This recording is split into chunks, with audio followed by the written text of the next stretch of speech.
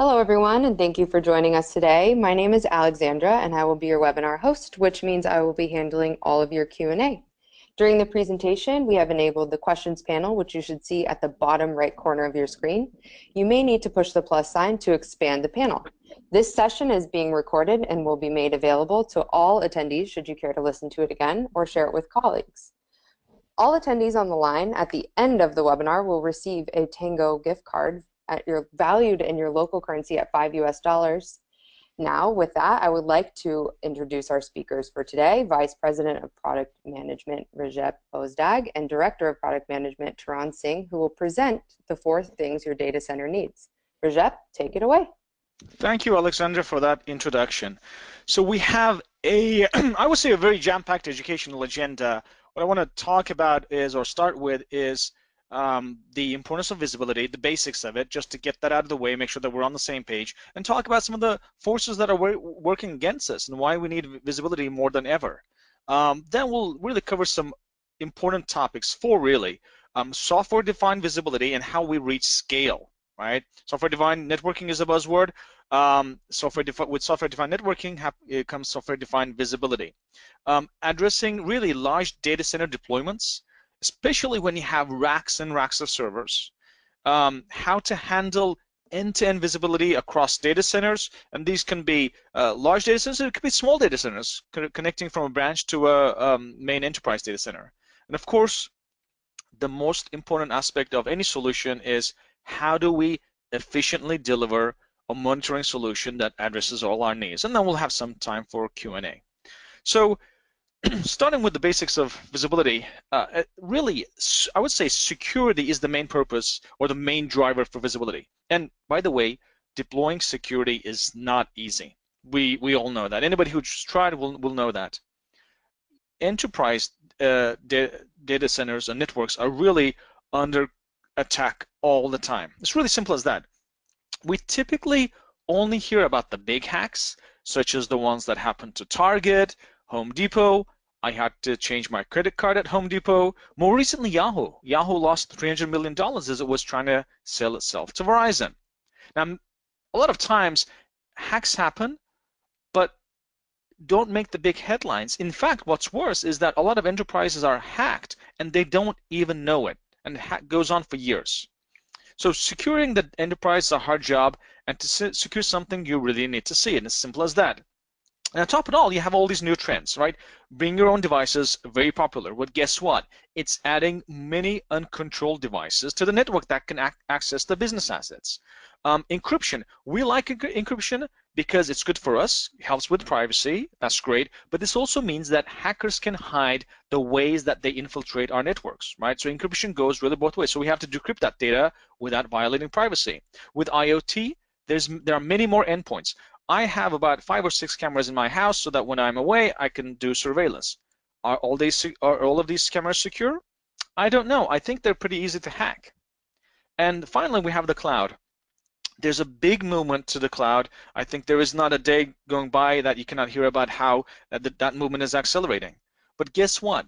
Just because you're moving your data to the cloud or apps to the cloud doesn't mean that you are not responsible for security or application and performance or network performance monitoring.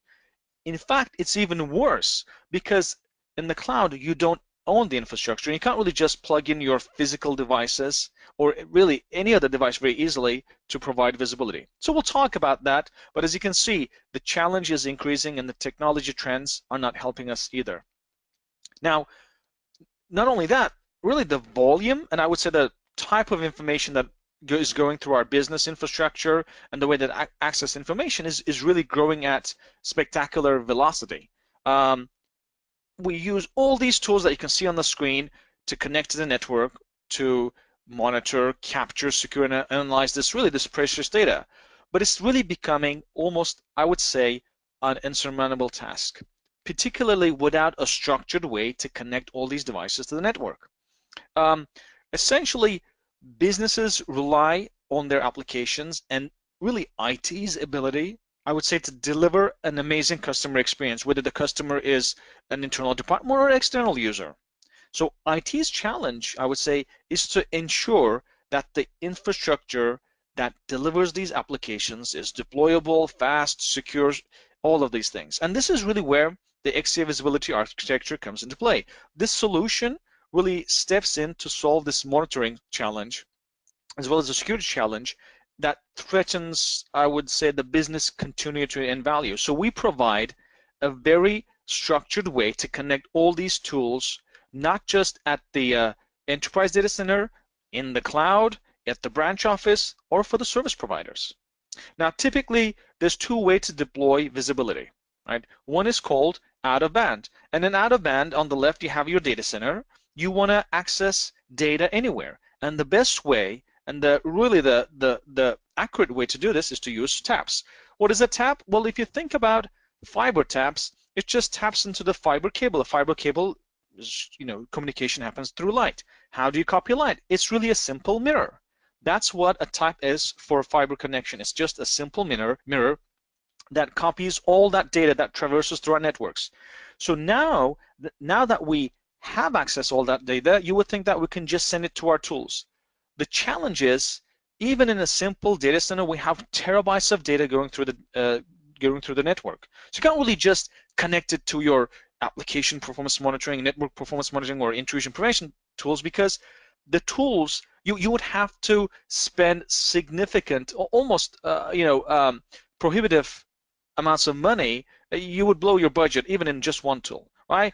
Because the tools are expensive, they cannot handle this traffic. Some of them need SSL decryption and all that reasons. So here we use a fabric of what we call network packet brokers. We use them to aggregate all that data and then to filter it to intelligently find the right information, right data, and send that to the right tool. So we can do filtering. Maybe we will do load balancing. We will do SSL decryption. Some tools only want to have a summary of the data, so maybe we'll just send NetFlow. For some of the tools, maybe you don't want to send your Netflix traffic, so maybe you want to automatically detect Netflix and Facebook traffic, not send it to your tools, and send only other tools. Right? And this is where the network packet brokers come in. They complement the TAPS infrastructure and provide this visibility fabric so that you can connect your tools. Now, this is out of band. Why? Well, because we're not really in the path of the data. We just copy all that data.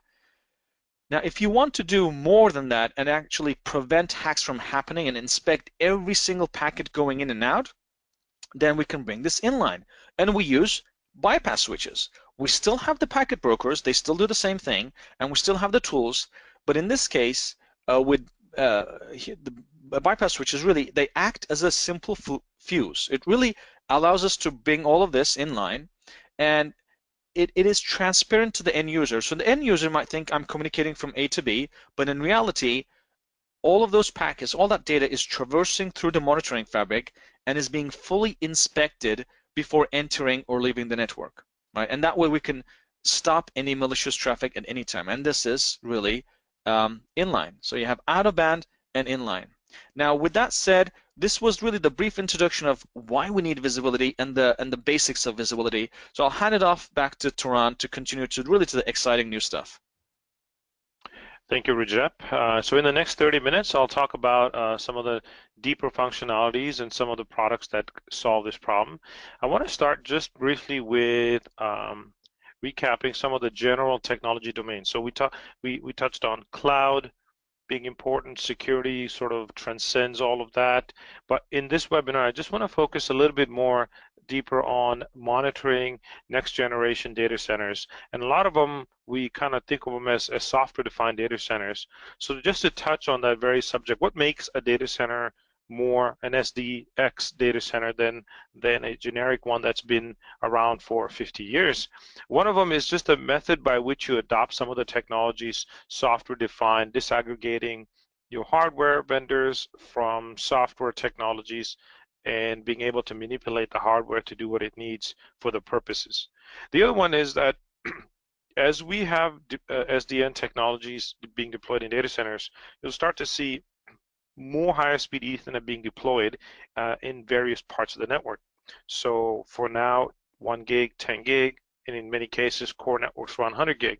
But you will also start to see the advancement of 25, 50 gig switches and server technologies to actually make use of it.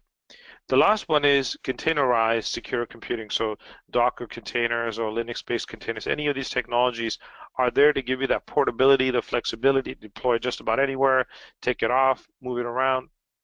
And all of this kind of comprises what a typical next generation data center looks like. And just to go back, why would someone build it this way going forward is really to offer agility to deliver new services.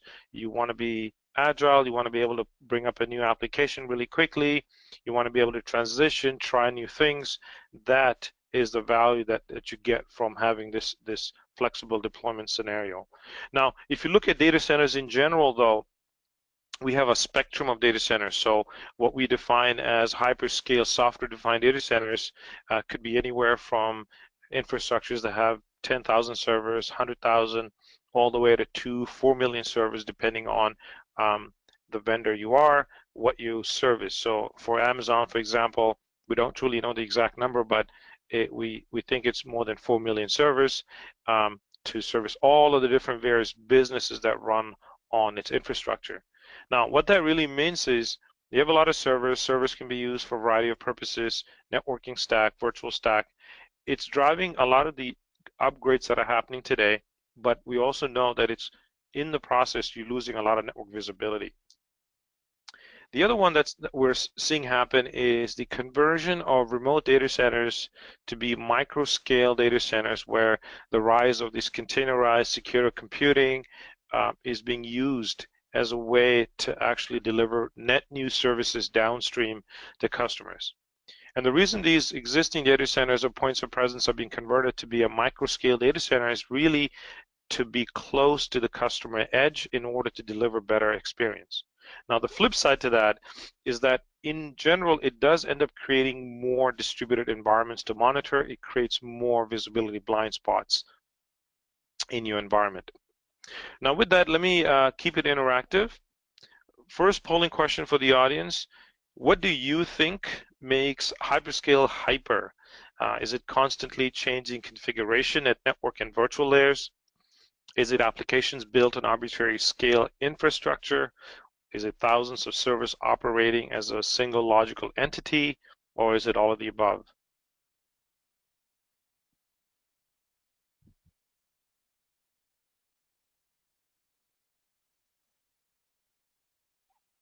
More votes help us see what you guys are thinking. I'll give everybody just a few more seconds on this.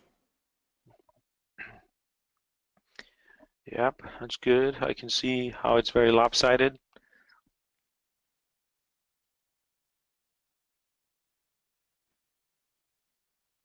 All right. Let's see a couple last votes coming in here. All right, Turan, it seems about 78% of the polled say all of the above. 10% say thousands of servers operating as a single logical entity. 5% say applications built on arbitrary scale infrastructure, and 6% of the audience says constantly changing configuration. So the good news is there's no wrong answer here. I think all of them, depending on the type of business you're in, the type of responsibility you have, all of these things are true. The idea is to give you flexibility to build applications, independent of the infrastructure below it, and then for the infrastructure team, it's really to be able to have constantly changing configuration at every layer without impact. So thanks for the feedback. Moving along, so we've talked about microscale as well as any size hyperscale data center. Just to touch on how to get total visibility across your infrastructure. Now, we talked about getting end-to-end views of your network flows. For monitoring comes in two flavors. Your out-of-band monitoring, where you're not interrupting the network. You're taking copies of network data for the purposes of filtering, conditioning, and then setting to tools. Or you'll have inline, which is really a bump in the wire with the infrastructure with a bypass that's very reliable, packet brokers, and then your inline security tools. Now consider for a second how many of these tools you're supporting in your environment, right? Firstly, you have network security, you have threat intelligence. A lot of you may have risk and compliance considerations, some managed services. More and more when you move your business applications to the cloud, you're looking at cloud security, how to unify identity management. So there's a lot of different tools, technologies, and all of them operate a certain way. One of the things we observe is that the vendors' performance capabilities all vary, and this is very challenging because what's also happening is that the technologies that are being used to drive a lot of the network upgrades are happening faster. So as I was mentioning earlier, there isn't a very wide adoption, for example, on 50 gig switching tiers or 25 gig technology just yet, but it'll happen. As you can see from this chart, you'll see a big uptake of 25, 50, 100 gig technologies over the next 3 years. And these faster technology leaps actually in principle are helpful, right? Because you can scale more in the same amount of rack space, but it also complicates your leaf and spine design. It also means multi-speeds complicate getting access to a lot of these different fabrics across your data center. So one of the things that's important for us to solve here is to get visibility regardless of the speeds of the network. So visibility across a wide variety of network speeds in order to get access to data from any place. So a lot of our solutions we're going to talk about, the Vision series packet brokers that we mentioned earlier briefly, is designed to support that. So you can use it in high density 1 gig or 100 gig applications. And then as your network start to adopt 25 and 50 gig technologies, one of the nice things is that it's the same product, same solution, same way to actually set it up and use it, not changing anything in order to make that happen. And the last and not least is what I alluded to earlier is if you do your upgrades on the network side independent of the tool side, one of the things a packet broker inherently is good investment is the ability to have those upgrades happen independently. So for example, you may move from 40 gigs to 100 gig networks, but your tools and technologies may still be at 10 and 40 gigs. And in order to condition traffic, filter, find traffics of interest, you can use packet brokers to slim down the traffic, filter it down so that it's manageable for tools. And so that allows you to have network upgrades happen independently. Now, so we talked a little bit about the visibility fabric, and we introduced just the notion of network packet brokers that aggregate or they filter traffic. So let me introduce a couple of them that are really great for applying them into your data center. The Vision is our network packet broker family, and there are two that I'm going to talk about briefly here. The Vision Edge series, the Edge 40. This is a turnkey, easy to deploy, cost-effective traffic aggregation. You can do it at the rack level in a single data center or across multiple data centers. And as you move up the port speeds, this is one of a kind Edge 100, which has 5-speed support. It has 3200 gig ports up front, and it can scale down to 10 gig, 40 gig, 25 gig, and 50 gig from the same interfaces. So it makes it very flexible. And one of the advantages for these products is that each port can be set up independent of the other. So you can have, as I mentioned before, networks can be higher speed, tools can be lower speed. The product load balances the traffic across from the multi-speeds to the tools. Now, to give you by way of example, if you were looking to just get started, you would have essentially a single site deployment, let's say, with a number of servers, nodes being purposed for different things, storage, compute, and top of rack switch. You would essentially deploy the edge switches, packet brokers right on top of the rack, and they would tap all the top of rack switches with as many taps as needed. You can have one or more tools connected, and very likely the tools are going to be in the same data center, and it will allow you to do full filtering of packets, load balance, aggregate traffic, a very easy installation, and it allows you to scale up from one of these to hundreds of these as you build them up. Rajat. Yeah. I wanted to add a couple of things here. Just want to clarify from the picture that it's important to realize that a network packet broker or the Vision series is very different than a switch or a top of rack switch, right? A switch is designed to forward packets based on predefined industry standard rules, right? So you can't really just program a regular switch to forward packets to wherever you want in violation of these rules. In fact, these rules are embedded in the hardware. A packet broker, on the other hand, is a special type of switch that allows you to do exactly that and more. So I want to make sure that this is very clear. It's part of your networking, monitoring network. It's not a switch that you can just use in your production network. Now, packet brokers are extremely versatile devices, and it allows you to basically detect packets on arbitrary things that regular switches cannot do and send it to any port or any type of flow that you want, right? So there's a big difference.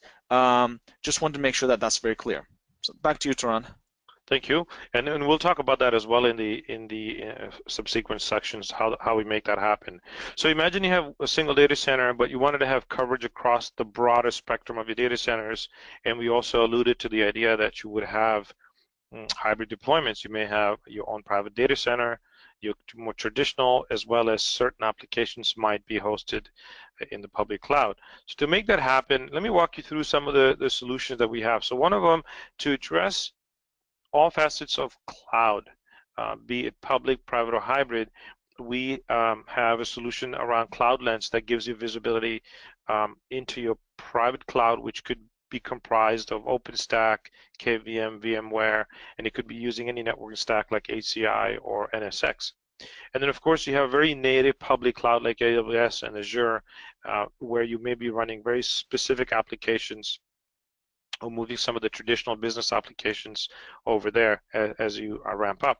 So this platform provides all of the intelligent filtering we talked about. It captures all the relevant data and it can forward them to any of these. And I'll walk you through different scenarios on kind of building up the story. So let's assume that you have a private data center. Let's assume, for example, you may have 3 data centers and you have a number of switching tiers across those data centers that you're tapping. And that could be terabits and terabits of traffic. So they're all tapped. And let's assume that data center number 3 happens to have all of your high performance tools for APM, security, and the like. So what will happen is we would have all the taps terminate at our packet brokers. What you're looking at here is a large Vision 7300 platform. And downstream at each rack level, you would of course have the Vision Edge 40 or Edge 100 to aggregate traffic and then filter it down right at the rack level and then send it up to the larger aggregation systems. And from here, you'll have interconnects between the systems, and in this case, the 100 gig fabric interconnect that you see to move traffic from site 1, site 2, all the way to site 3 in order to forward it obviously to the tools and the end. So distributor monitoring, single site or multi-site is fairly common as you build up your visibility environment, and some of our technologies for distributed monitoring allow you to make that happen. Well, let's flip this around and let's just consider that you may have instances of your applications. You're trying something out, but you're very interested in looking at traffic from there as well.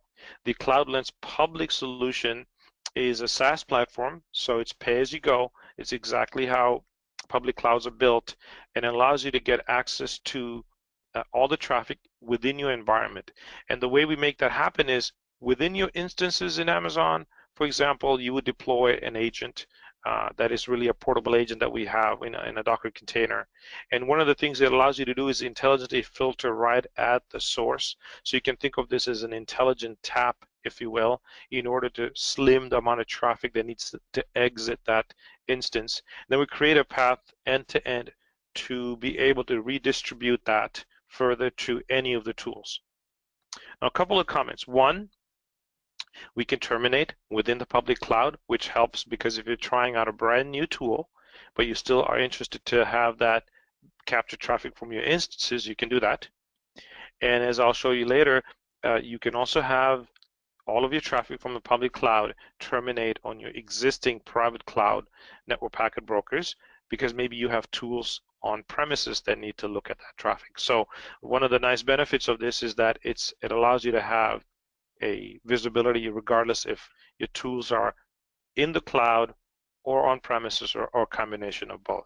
So if you kind of put it together at a high level, you'll see that you have a couple of remote sites and you can have more of those, but you can quickly pull traffic from the public cloud into your central data center, which then can have the tool rails to actually do all of the analytics.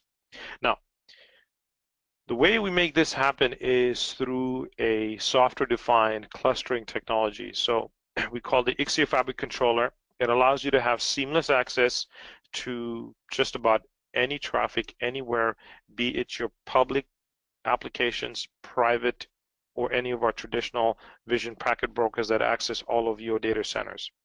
Yeah. So if you look at the screen, what you have is an actual screenshot of the Vision 1 interface. On the left, you have your network tools, network ports that come from your taps, so the incoming data that we copied. On the right, you have the ports that go to your tools. And in the middle, you can do all sorts of exotic things to apply filters, groom the traffic, do SSL decryption, all sorts of do advanced application detection, right?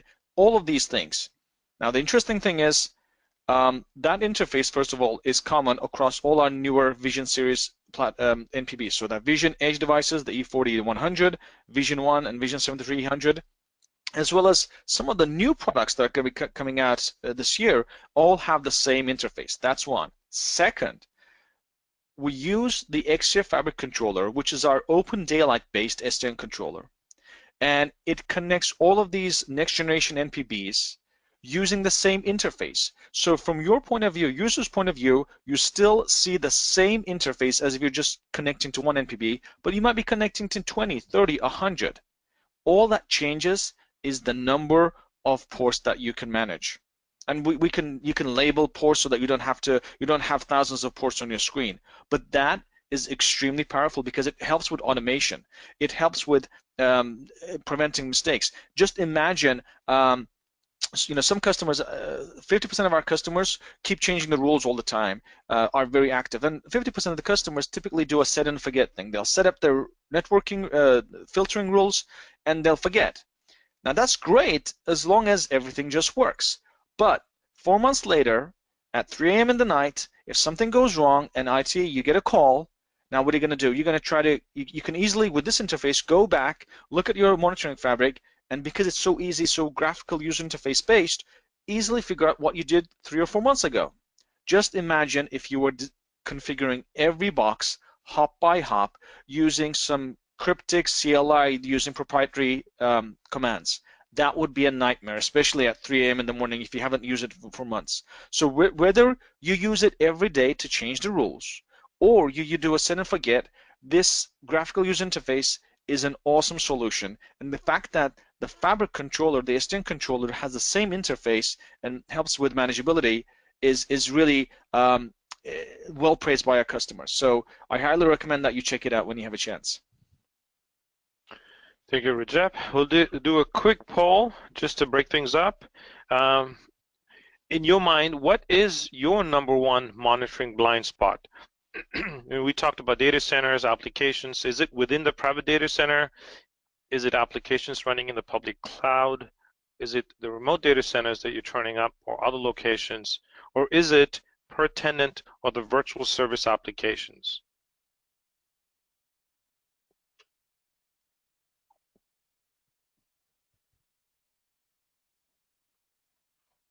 We'll give everybody just 20 more seconds or so to answer the poll question.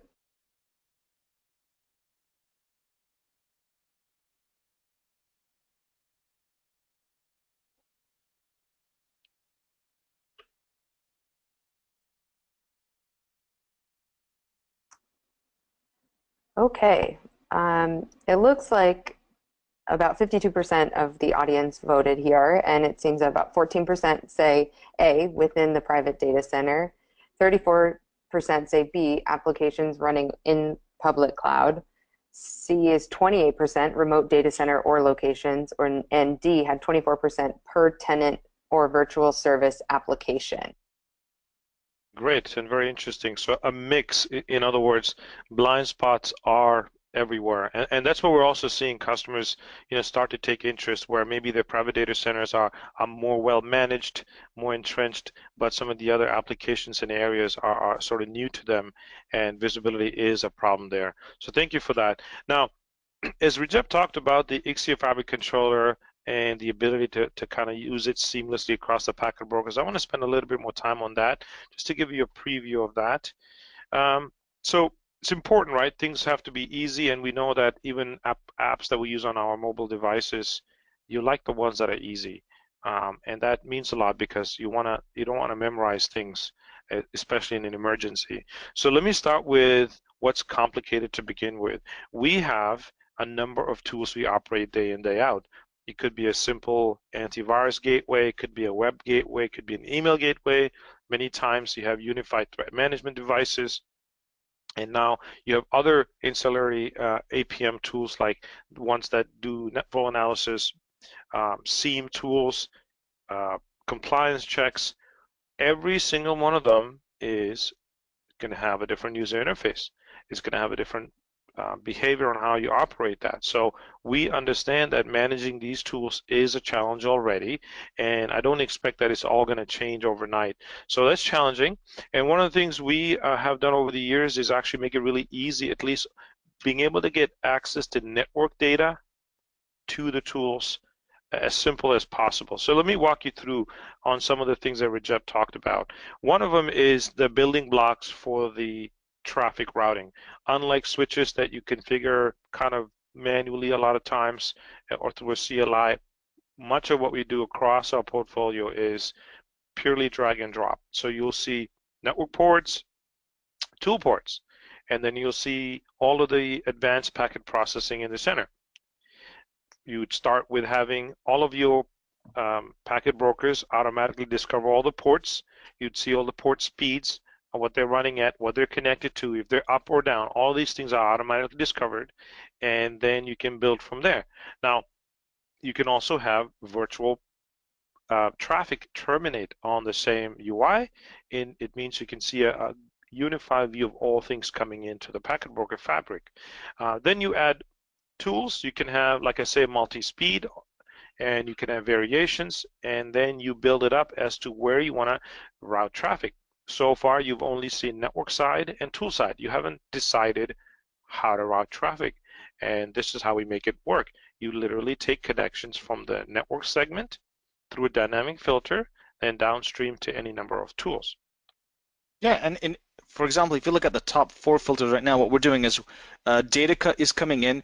In fact, it might be coming in from a Vision 7300, which is a bigger chassis, coming in here, and then we're splitting it up. Maybe we're doing load balancing to different tools, or maybe we just want to split this traffic and manipulate it a bit to send it to different tools. Maybe we want to do SSL decryption for some. Maybe we want to just send Netflix traffic. So we want to do application intelligence, use the application intelligence feature, detect only certain traffic based on the application, not by pattern matching, right? By on the application. So we can do all sorts of things.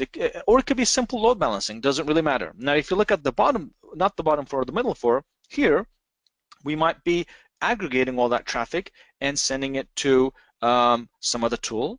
Or we might be just combining based on, again, different criteria.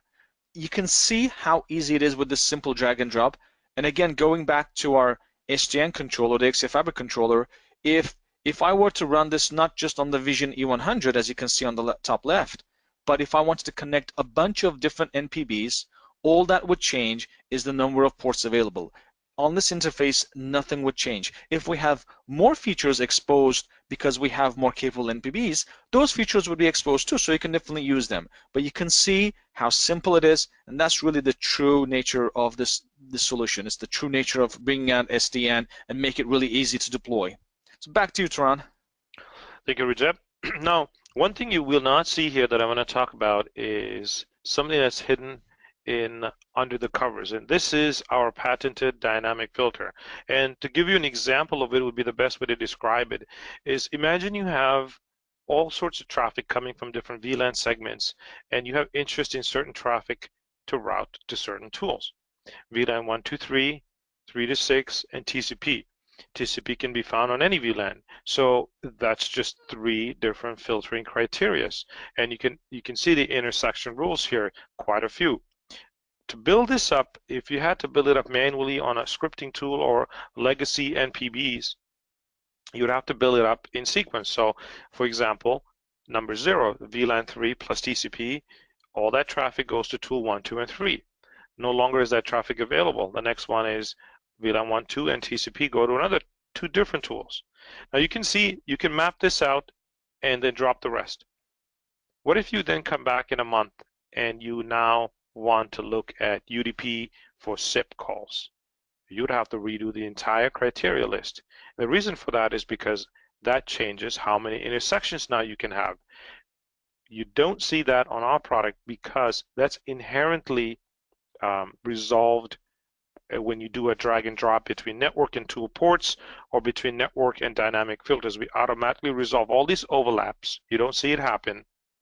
And what it actually means is you actually are removing yourself from making any errors. We'll take care of that automatically. It's a big lifesaver for creating very complex topologies that we looked at earlier. Aggregation, replication, load balancing, filtering, and being able to do that on layer 2, layer 3, doing it at the session level, and then application level like Netflix or streaming, all makes it super easy because we actually resolve all of these overlaps automatically.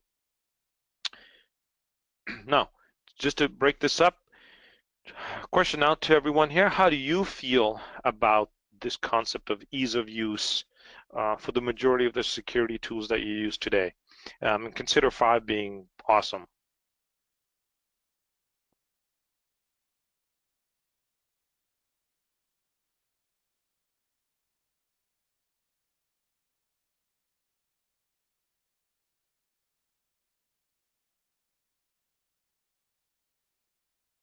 Give everybody just another 30 seconds or so.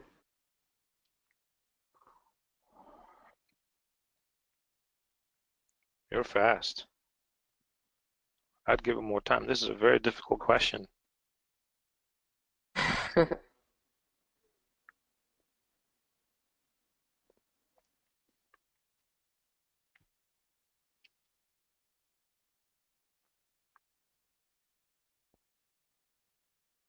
Okay, and thank you to everybody who answered. We have 2% for 1, 11% for 2, 57% for 3, 22% for 4, and 7% for 5.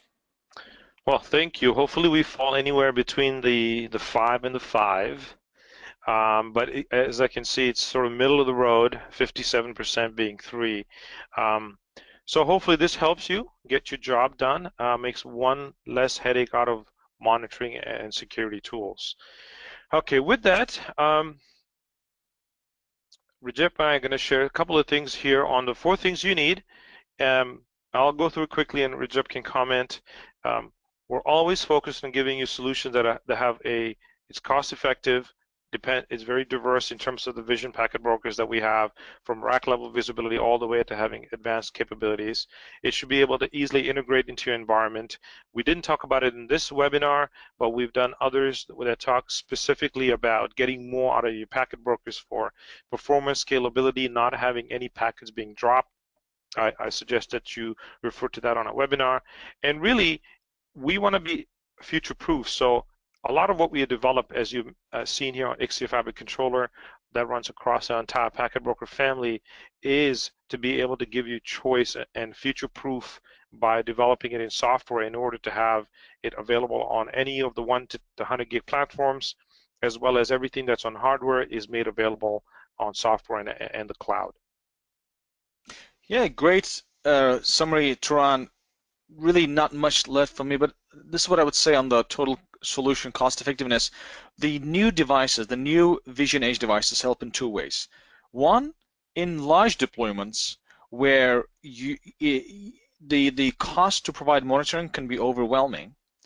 However, one way to address this is to, at the edge, use these Vision Edge devices where you do aggregation and filtering. And as you aggregate all that data, then you can use the Vision 1 and Vision 7300 type devices that can handle high performance, high bandwidth, and apply advanced packet processing. So you don't actually have to deploy these more capable devices everywhere. You can just use the right NPB for the right goal. So at the edge, maybe use the edge devices, and then you get to the core, use the Vision 1 7300. So now you can have a very cost-effective solution. Another approach that you can do is that if you're new to monitoring or visibility, or you're new to using NPBs, and then don't want to jump in with some of the more capable devices, but you want to get a feel for how it is to be using a true dedicated NPB appliance rather than a regular switch that just has very simple, very few filter rules, very few capabilities. You might just try it with one of the Vision Edge devices. Could be E40, E100, and you can play around with that, see if it addresses your need, and then as you grow, then you can bring in and branch out from there, and then you can bring in the Vision 1 and Vision 7300 type devices. And remember, because we have the Ixia Fabric controller, as you add more devices and you grow, nothing is going to change for you, right? All the rules that you implemented, everything that you learned, a single interface to rule them all. So that is extremely convenient. It really helps with cost effectiveness. I think Taran covered everything very, very well, so thank you, Taran. Back to you. Okay, great. Before we open it up for Q&A, and we do have plenty of time, what I want to direct you to is if you take more interest in looking at some of the other capabilities, some of the other webinars we've done, I recommend you go to the Ixia resources page. We have here a couple of highlights, a lot of case studies with respect to different industries, healthcare, gaming, education, that you can find. Some of the webinars from the past, some infographics to help you get started. And then as we integrate our technology with a number of partners, you will find a lot of the partner tech briefs available online. So for example, if you're looking for how to deploy a Fire the right way in line, if you're looking to deploy Splunk or try it out, Splunk, and try it on how to get NetFlow data to it from our packet brokers, all of that information is available on our tech partner brief. So I encourage you to look in the resources section, filter down to the resources you're looking for more information. Now with that, let's open it up for Q&A.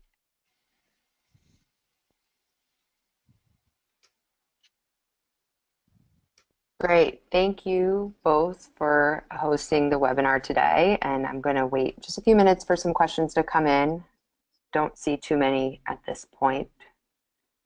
Remember, everybody, the questions panel will be on the right-hand side. You may need to push the plus sign or the caret to expand the panel to type a question.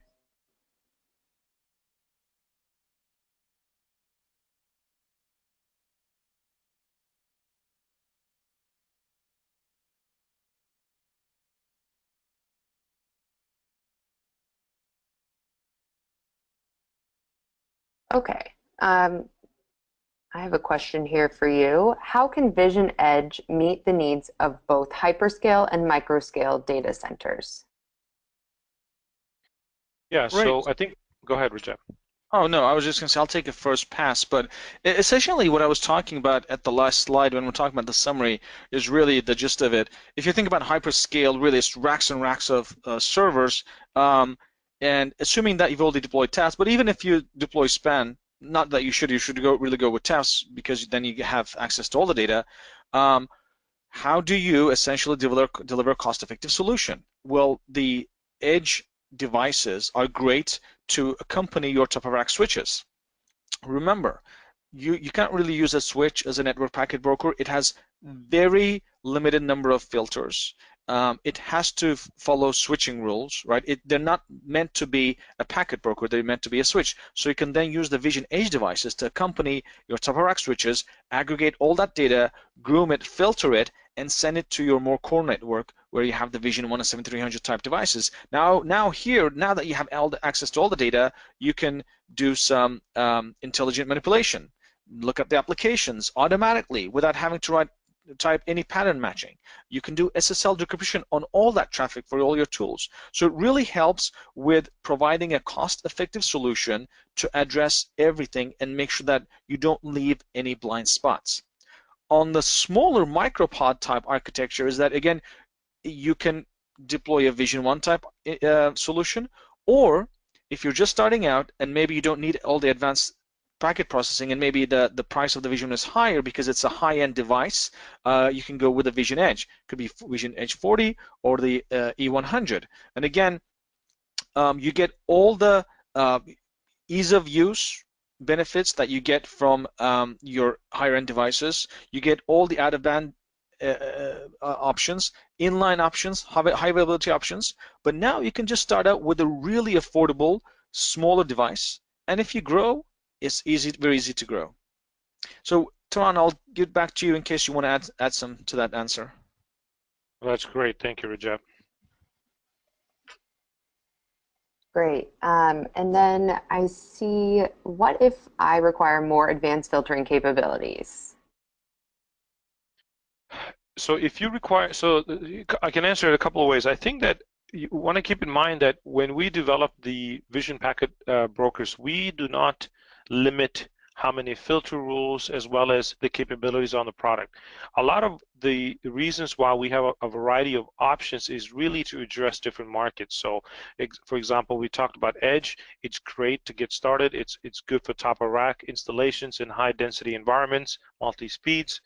But at the same time, if you're looking to do packet processing, maybe by way of deduplicating packets, or perhaps you're getting terabits and terabits of data, but you really only require net flow information out of all those packets, would then dictate that you would need the advanced packet processing. So really, I would say the answer is really dependent on the nature of your deployment and maybe what the tools are really able to actually take in as data source. So it's a function of your deployment model, function of if advanced packet processing is needed before those packets reach the tools. Other questions?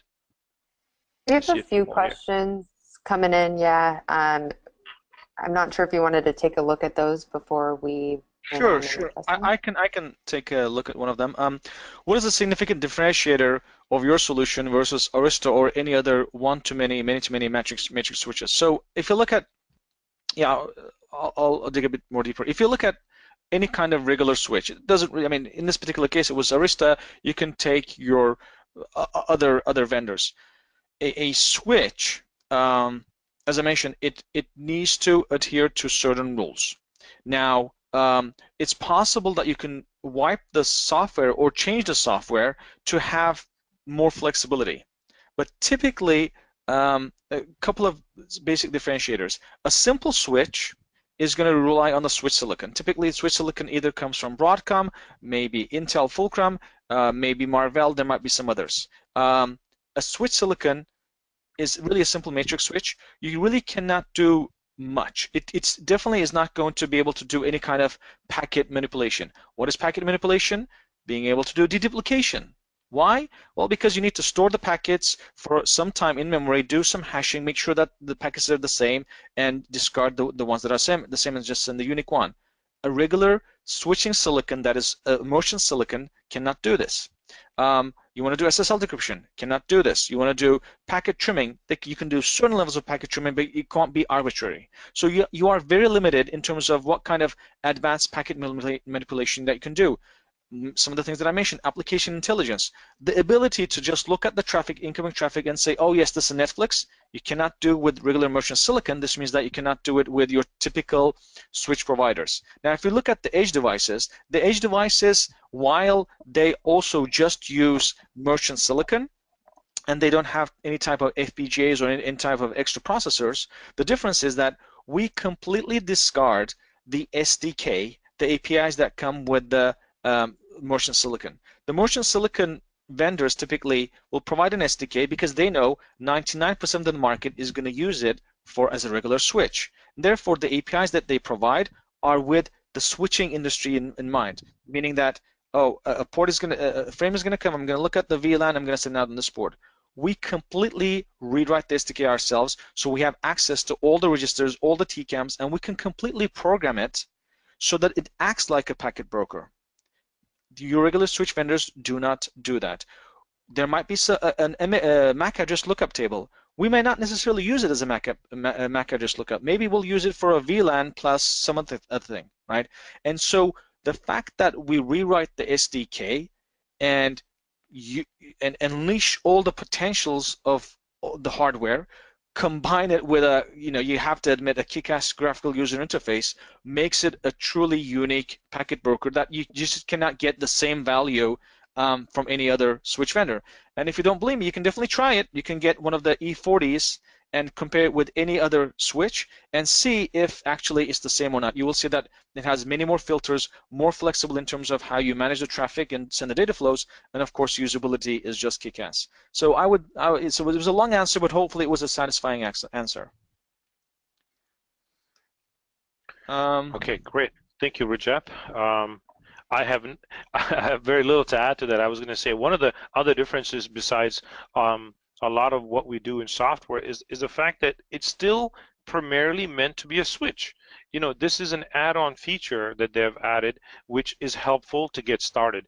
But as you move through and graduate to needing more visibility, more flexibility, more capability, you would look at a mature packet broker solution. And that's one of the differences to kind of starting out with a one-to-many kind of a off-the-shelf switch that's turned into a basic traffic aggregation versus a full-featured packet broker. But Rajab said it well with all the differences there. So hopefully that was sufficient. I'll take the next one here. Is there a couple of specific ones here? What options exist for inline deployments, including those that use a bypass switch? Considerations for high availability, multiple segments in the same data center. Jerry, thanks for the question. So very easy answer. One of the things we try to do is every Vision packet broker supports HA configuration, active, and we try to have inline across all the products. So hopefully that's it. You can use the Vision Edge or Vision 1 for inline deployments. Nice thing about that as well is you don't just use it for inline. You can have certain ports do inline and other ports do out of band. You can have traffic between them, and they can be set in HA active in order to balance it. Now, that's our cluster for tools. And then what you would do is on top of that, you would have two bypass switches, anywhere from the 1 gig segment to 10 to 40, 25, in order to have the next level of resiliency. So you have a tiered solution. So that's sort of the gist of it. What I might recommend is if you look up a webinar inline, you'll see we've done I believe about a last month or so, a long webinar with our approach to having a almost no-fail scenario for inline deployments that takes advantage of active standby on the bypass and active on the packet brokers to build you up the inline topology. Great. Okay. Taran, what I was thinking is that given that you just mentioned about bypass and HA, I would combine it with the next question, which was why does Ixia only have external bypasses when your competitors embed the bypass in the packet broker chassis? So I'll just combine it with that and address this piece. It's a good observation. I think in general, our competitors embed it. The reason why we keep it separate is first of all, we need to understand why do we need a bypass switch? We use a bypass switch typically in inline deployments, not an out-of-band, right? We use taps when we're doing out-of-band. Bypass is to do inline. Inline means now all that traffic that is to your mission-critical data center applications and data is going to go through your networking, your monitoring tools. It's going to go through your network packet brokers. It's going to go through all those tools. What if, a couple of reasons why we use a external bypass. Because if that bypass fails, catastrophic things can happen, right? It can basically just let malicious code in, or it can totally bring down your network because the connection to the other side will be gone. Do you want to combine your toaster and your fridge and your microwave oven And that's what happens really when you add a bypass to your packet broker, because now you're creating a much more complex device where the mean time between failure will be much shorter. Basically, the likelihood of it breaking down or something happening increases as the solution or the appliance becomes more complicated. So we want a very safe and secure device that will not break, that will last very long, and that's one of the reasons why we do a disaggregated approach, right? So that's one, and I would say that's one of the biggest reasons why we don't combine them. Sometimes combining is good, but you definitely don't want your toaster, your microwave, and your fridge to be just one appliance. And this is one of those cases because inline deployments are very, very important. Of course, then subsequent reasons are HA. Typically, the competitors, if you think about HA, you need to deploy 2 of them. The competitors will combine it with more expensive chassis so that they'll kind of force you into buying these expensive devices, solutions, and you have to buy 2 of them. Because for HA, you need to buy 2, right? So some of it is really just for being a bit, I would say, tricky, so that you're forced to buy more expensive devices and 2 of them. But the real technical question is that answers that for technically a pure solution, a superior solution is to use very simple disaggregated bypass switches because you're bringing all those things in line. Great, thank you. Thank you. It seems like I think we're kind of at the hour here, so I was just going to wrap it up by saying thank you to everybody who took the time to join us today. You should receive an email with your gift card for your vanilla milkshake within 1 to 2 business days. As a reminder, we will be sending the presentation slides shortly, as well as the replay. If you have any questions, feel free to contact Ixia at contact_us@ixiacom.com or reach out to either Turan or Rajep directly. Thank you so much to Turan and Rajep for that awesome presentation, and we look forward to seeing everybody on the next one. Thank you. Thank you, Alexandra. Thank you all, and don't hesitate to contact us. I know that we couldn't go through all the questions, but definitely reach out to us, please. Thank you.